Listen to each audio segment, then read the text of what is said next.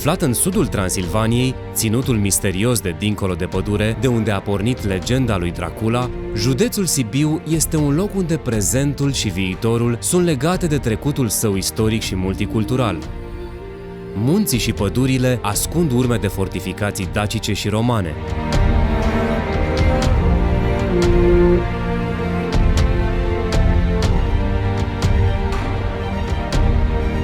Județul Sibiu, situat în centrul țării, concentrează avantajele poziției atractive pe care România o deține pe harta Europei.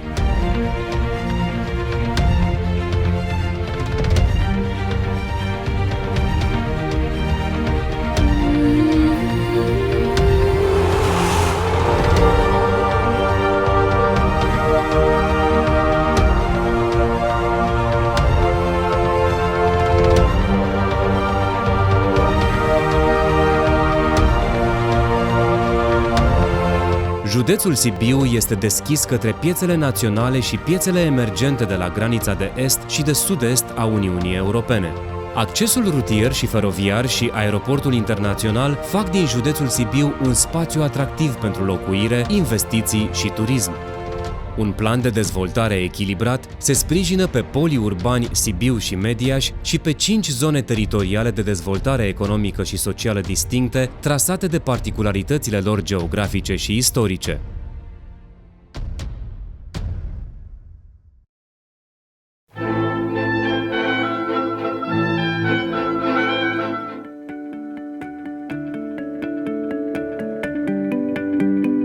Pe locul unui castru roman s-au așezat în secolul al XII-lea coloniștii sași veniți din teritoriul Rin-Mozela. Așezarea s-a numit la început Cibinium, iar ulterior Hermannstadt. Sibiul a fost capitala Transilvaniei în secolele 17 și 18 și a devenit peste timp, în 2007, capitală culturală europeană.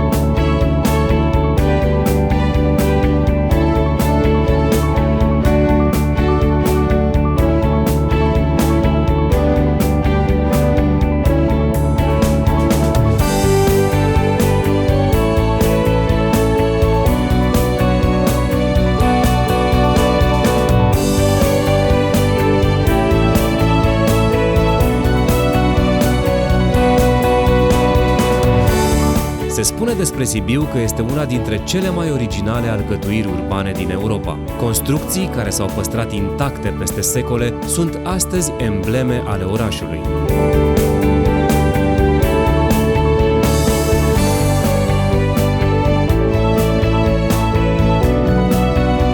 Muzeul Brukenthal este cel dintâi muzeu din România și din centrul Europei deschis pentru public încă din anul 1817.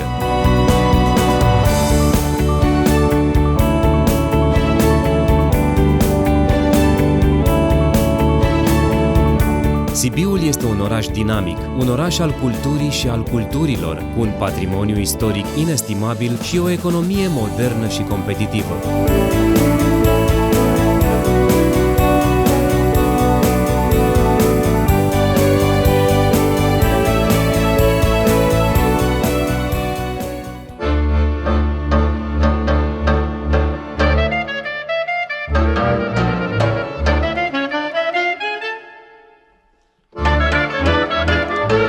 În 1905 s-a deschis la Sibiu Muzeul Astra, primul muzeu etnografic al românilor din Transilvania, din care avea să se dezvolte mai târziu unul dintre cele mai frumoase muzee în aer liber ale Europei. Muzeul din Dumbrava Sibiului e o veritabilă cronică a diversității satului tradițional.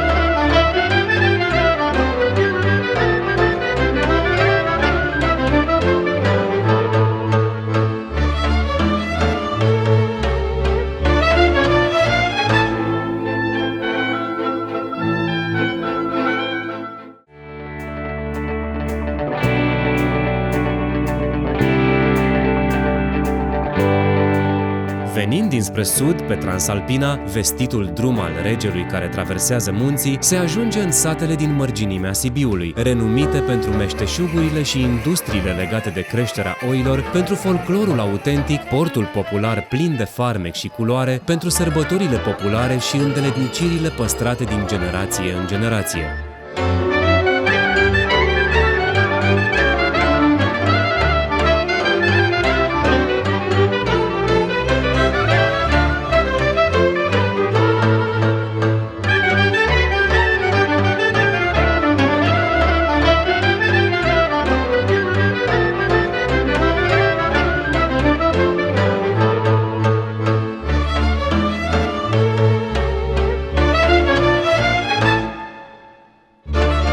Păltinișul este cea mai înaltă stațiune permanentă din România. Climatul montan cu aerul său ozonat îl recomandă pentru turism pe tot parcursul anului.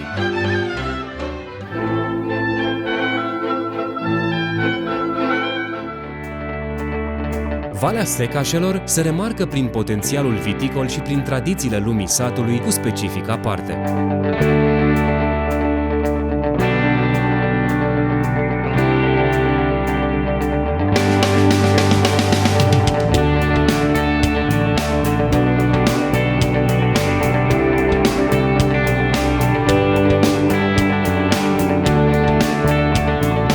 Ocna Sibiului este principala atracție turistică a zonei.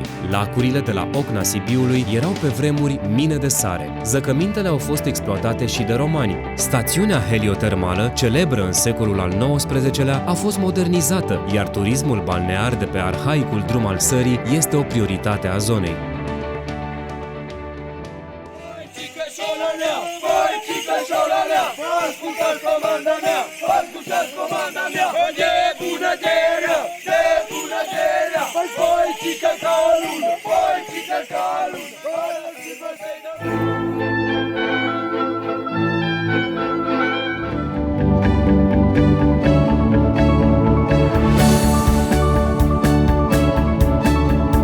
Municipiul Mediaș este o cronică vie a 7 secole de arhitectură. O plimbare prin orașul vechi e o incursiune în istoria Europei.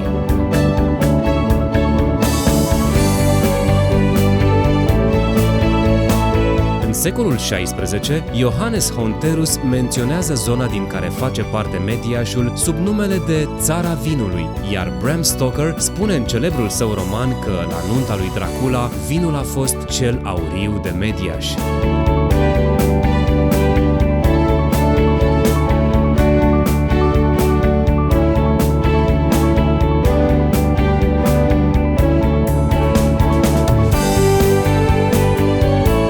Mediașul este centrul național al exploatării gazelor naturale din România și sediul a peste 4500 de companii românești sau cu capital străin.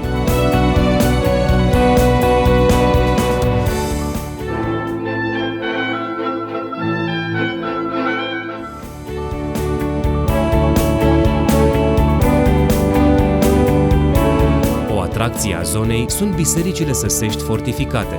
2 dintre ele sunt declarate monumente UNESCO, Valea Viilor și complexul arhitectural de la Biertan.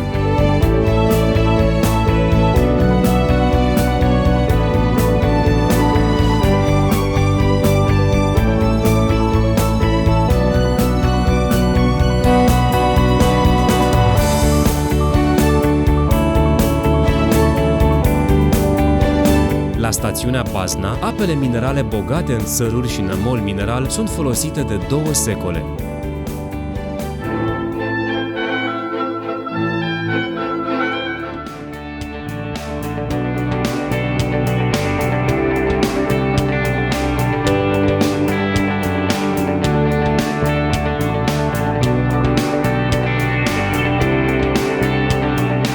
Numită și Valea Verde, Valea Hârtibaciului oferă priveliștea unică a naturii sălbatice și a spectaculoaselor biserici fortificate săsești, înconjurate de ziduri de apărare, adevărate castele transilvanene.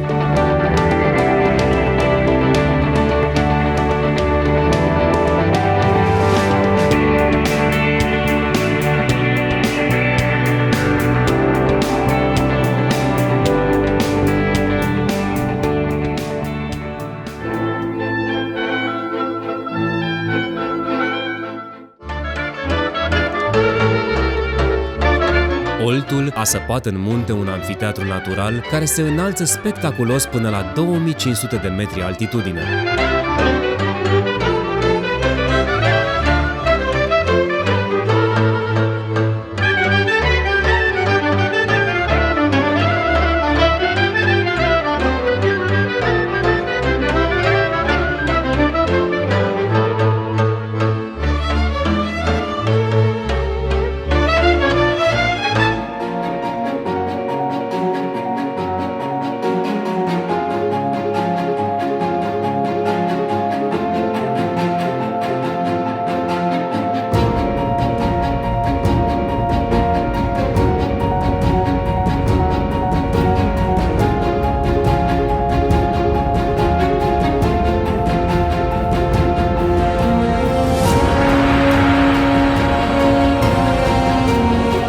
Din apropierea localității Cârțișoara se intră pe Transfăgărășan, șoseaua alpină cu cele mai spectaculoase serpentine din Europa.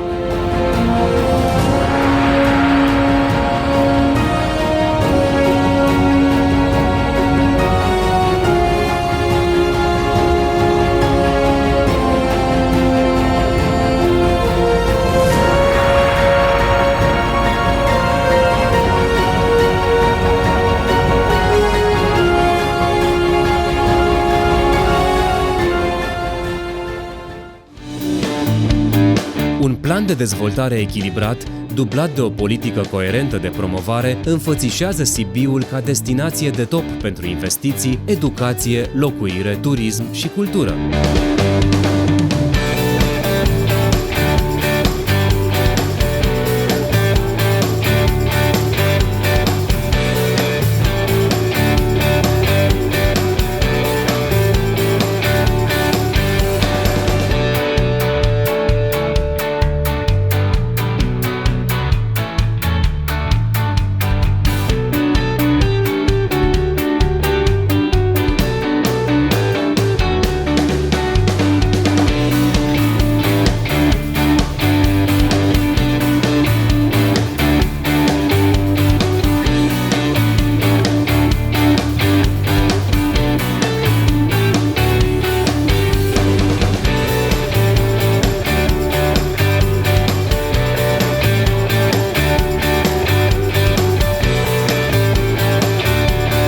Vă invităm să explorați județul Sibiu, poarta de sud a Transilvaniei.